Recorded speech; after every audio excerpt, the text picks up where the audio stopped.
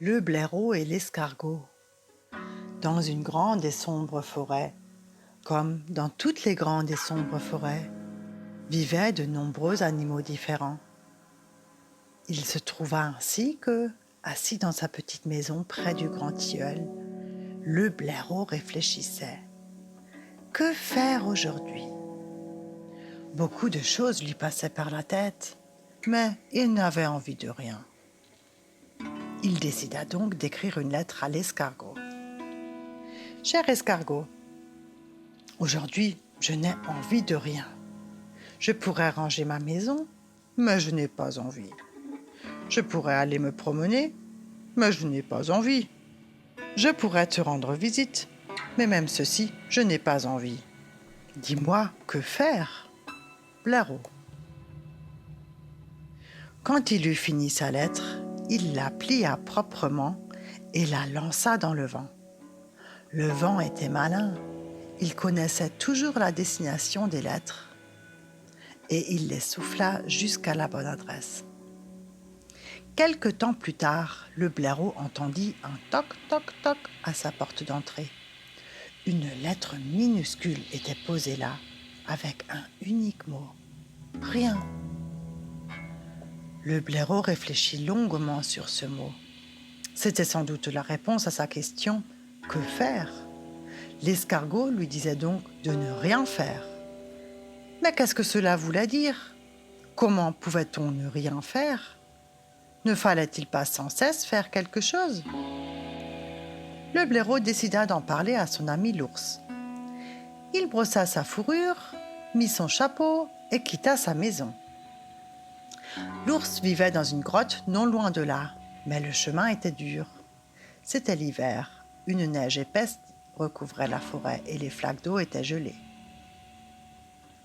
Le blaireau devait donc marcher prudemment pour ne pas glisser. Mais il finit par arriver et frappa à la porte.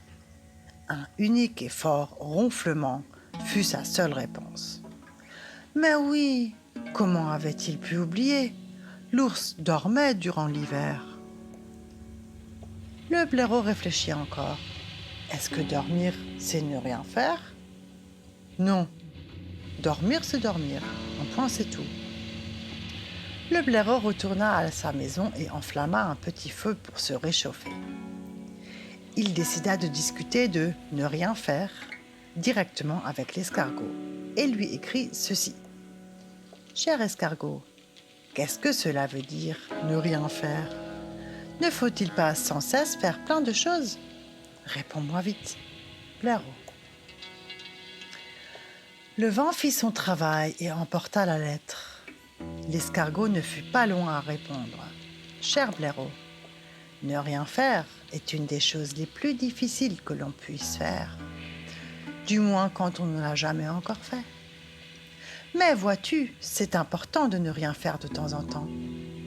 En ne faisant uniquement rien, on se retourne vers soi-même. Évidemment, nous ne faisons pas rien. Nous respirons, réfléchissons ou admirons simplement un bel arbre sans rien penser et juste en respirant. Mais ce n'est pas une chose facile de ne pas penser du tout. Bonne respiration, escargot. Le blaireau commençait à comprendre. Il décida de tout de suite essayer de ne rien faire. De toute façon, il n'avait envie de rien. Il prit place dans son fauteuil et respira profondément, comme le lui avait indiqué l'escargot. Il observa ce qui se passait en lui et constata que ses pensées couraient un marathon dans sa tête. Des pensées bizarres, parfois méchantes et sévères. Il commença à leur parler. « Chut, taisez-vous, je voudrais pouvoir tranquillement ne rien faire. Revenez plus tard. » Et peu à peu, ses pensées s'apaisèrent. Tandis qu'il respirait, le blaireau constata quelque chose de bien intéressant. Il se sentait reposé et plein d'énergie. L'escargot avait eu raison. Ne rien faire, il faudrait le faire bien plus souvent.